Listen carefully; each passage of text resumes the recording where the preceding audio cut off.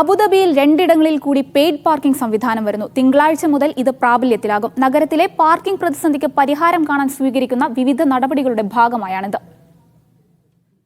Abu Dhabi ഖലീഫ commercial district, ഖലീഫ സിറ്റിയിലെ Ittihad Plaza എന്നിവിടങ്ങളിലാണ് ഈ മാസം 29 മുതൽ പെയ്ഡ് പാർക്കിംഗ് സംവിധാനം.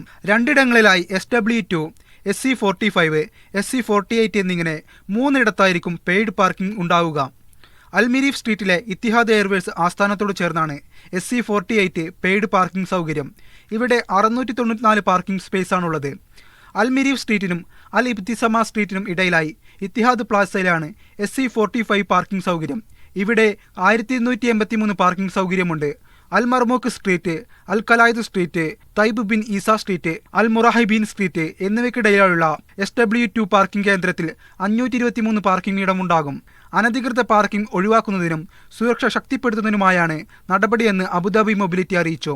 പ്രീമിയം, സ്റ്റാൻഡേർഡ് എന്നിങ്ങനെ 2 തരം പാർക്കിംഗ് ആണ് മവാക്കിഫ് പാർക്കിംഗ് സോണുകളിലുള്ളത്. പ്രീമിയം സോണിൽ രാവിലെ 8 മുതൽ പുലർച്ചെ 12 വരെയുള്ള പാർക്കിങ്ങിന് 3 മണിക്കൂർ ഒന്നിന് 4 ദിർഹം വീതം ഈടാക്കും.